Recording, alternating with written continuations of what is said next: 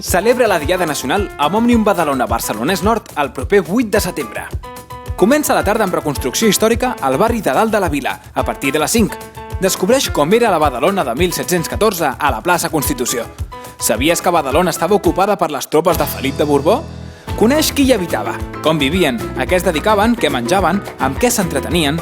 Tampoc faltis a l'exhibició i la desfilada de tropes pels carrers de Dalt de la Vila i al centre i fins a la platja.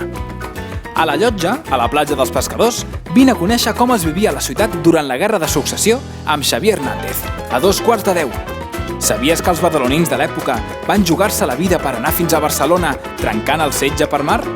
Reviu, amb un espectacle teatralitzat, l'ajut que van prestar els nostres avantpassats amb sortida de llaguts des de la platja.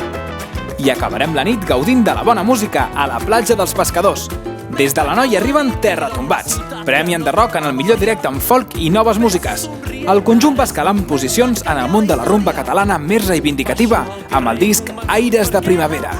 I els Tita Merche tornen a pujar a l'escenari del Trencant Setges com a grup local convidat amb la seva barreja de reggae, rumba i ska. Ens veiem el proper 8 de setembre. És el moment de trencar el setge a Badalona. Per més informació, segueix-nos a Facebook i a Twitter. Som País, som Òmnium, som Badalona.